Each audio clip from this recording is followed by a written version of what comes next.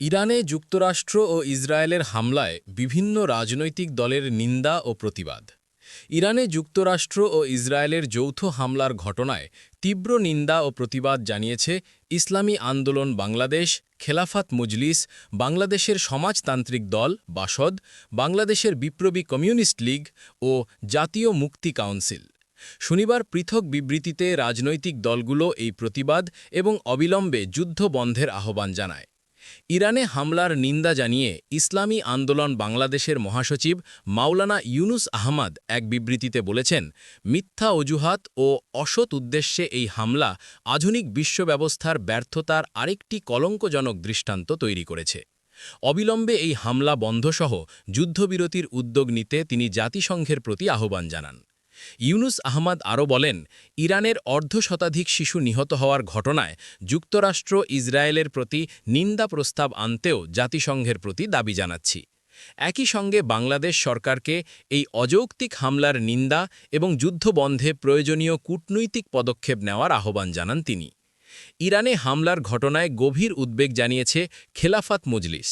শনিবার দুপুরে রাজধানীর পল্টনে কেন্দ্রীয় কার্যালয়ে সাপ্তাহিক নির্বাহী বৈঠকে দলটি এই উদ্বেগ জানায়। এক সংবাদ বিজ্ঞপ্তিতে দলটি বলেছে, পবিত্র রমজান মাসে যুক্তরাষ্ট্রের ইন্ধনে ইসরায়েল ইরানে যে হামলা চালিয়েছে তা শান্তিকামী সব মানুষের হৃদয়ে আঘাত দিয়েছে। এ হামলার মধ্য দিয়ে অবৈধ রাষ্ট্র ইসরায়েল ও যুক্তরাষ্ট্র তাদের সন্ত্রাসী রূপের আবারও বহিঃপ্রকাশ ঘটিয়েছে। গোটা মধ্যপ্রাচ্যসহ বিশ্বকে বড় ধরনের ঝুঁকির মধ্যে ফেলেছে।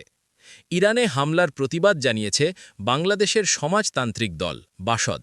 এক বিবৃতিতে অবিলম্বে এই অন্যায্য যুদ্ধ বন্ধের আহ্বান জানিয়ে বাসদের কেন্দ্রীয় সাধারণ সম্পাদক হারুনার রশিদ ভুইয়া বলেছেন, মার্কিন সাম্রাজ্যবাদ ও তাদের দোসর ইসরায়েলি জায়নবাদ ইরানে যে সামরিক হামলা চালিয়েছে তা আন্তর্জাতিক আইন, মানবতা ও ন্যায় বিচারের পরিপন্থী। এই আগ্রাসন বিশ্বশান্তির জন্যে ভয়াবহ হুমকি। যুদ্ধবন্ধের আহ্বান জানিয়ে বাংলাদেশের বিপ্লবী কমিউনিস্ট লীগ এক বিবৃতিতে বলেছে, এই হামলায় যুক্তরাষ্ট্র তার মধ্যপ্রাচ্যের বিভিন্ন দেশের সামরিক ঘাঁটি ব্যবহার করছে। কার্যত যুক্তরাষ্ট্রের সহযোগী মধ্যপ্রাচ্যের বিভিন্ন দেশও এই অন্যায় যুদ্ধে সামিল হয়ে বিশ্ব মানবতার দুশ্মন যুক্তরাষ্ট্র ইসরায়েলের পক্ষে ভূমিকা পালন করছে, যা অত্যন্ত নিন্দনীয় ও বিপজ্জনক। জাতীয় মুক্তি কাউন্সিলের সম্পাদক ফয়জুল হাকিম এক বিবৃতিতে বলেছেন, এই হামলা শুধু ইরানের জনগণের ওপর নয়, বরং বিশ্বের সাম্রাজ্যবাদ, উপনিবেশবাদ ও ইহুদিবাদ বিরোধী স্বাধীনতাকামী জনগণের ওপর এক নগ্ন হামলা। এসবের বিরুদ্ধে বিশ্বব্যাপী আন্তর্জাতিক ঐক্য ও প্রতিরোধ গড়ে তোলার ঐতিহাসিক দায়িত্ব ও কর্তব্য এখন সামনে এসেছে বলেও মন্তব্য করেন ফয়জুল হাকিম। এই হামলার প্রতিবাদে ২ মার্চ ঢাকাসহ দেশের বিভিন্ন স্থানে বিক্ষোভ সমাবেশ করার ঘোষণা দিয়েছে জাতীয় মুক্তি কাউন্সিল। উল্লেখ্য, শনিবার সকালে ইরানে যৌথ হামলা শুরু করে যুক্তরাষ্ট্র ও ইসরায়েল।